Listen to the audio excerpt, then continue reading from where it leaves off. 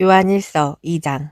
나의 믿음의 자녀들이여, 여러분이 죄를 짓지 않게 하려고 나는 이 편지를 씁니다. 그러나 만일 누가 죄를 짓더라도 아버지 앞에서 우리를 변호해 주시는 의로우신 예수 그리스도가 계십니다. 그분은 우리 죄를 위해 화해의 제물이 되셨습니다. 우리 죄만 아니라 온 세상의 죄를 위해 그렇게 되신 것입니다. 믿음을 증명하는 것. 우리가 하나님의 계명을 지키면 이것으로 우리는 그분을 안다는 확신을 갖게 됩니다. 하나님을 안다고 하면서 그분의 계명을 지키지 않는 사람은 거짓말쟁이이며 진리가 그 속에 있지 않습니다. 그러나 누구든지 하나님의 말씀을 지키면 하나님의 사랑이 그에게서 완전해집니다.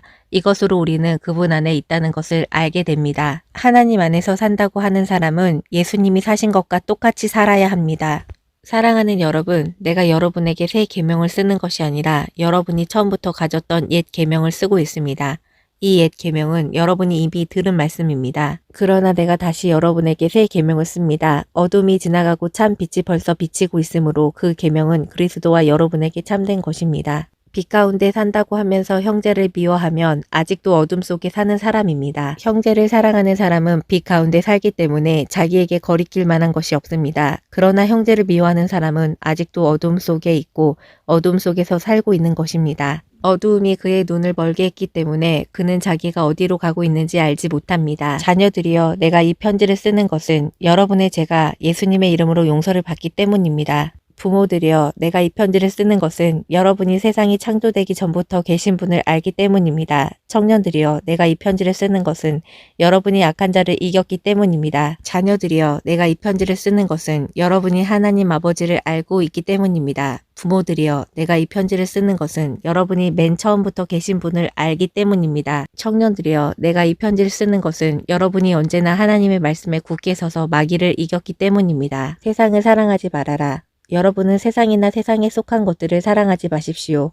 누구든지 세상을 사랑하면 그 사람에게는 하나님 아버지에 대한 사랑이 없습니다. 세상에 있는 모든 것, 곧 육신의 정욕과 눈의 욕심과 삶에 대한 자랑은 모두 아버지에게서 나온 것이 아니라 세상에서 나온 것입니다. 이 세상도 그것에 대한 욕망도 다 지나가지만 하나님의 뜻을 행하는 사람은 영원히 삽니다. 자녀들이여, 지금은 마지막 때입니다. 여러분도 그리스도의 원수가 온다는 말을 들었지만 이미 많은 원수들이 나타났습니다. 그래서 우리는 마지막 때가 된 것을 압니다. 그들은 우리에게 속하지 않았으므로 우리 가운데서 나갔습니다. 만일 그들이 우리에게 속하였다면 우리와 함께 있었을 것입니다. 그러나 그들이 우리에게 떨어져 나가므로 우리에게 속하지 않은 것이 드러났습니다. 여러분은 거룩하신 분에게서 성령을 받아 이 모든 것을 알고 있습니다. 내가 여러분에게 이 글을 쓰는 것은 여러분이 진리를 몰라서가 아니라 오히려 여러분이 진리를 알고 거짓은 진리에서 나오는 것이 아님을 알고 있기 때문입니다. 거짓말하는 사람이 누굽니까? 예수님이 그리스도라는 것을 부정하는 사람이 아닙니까?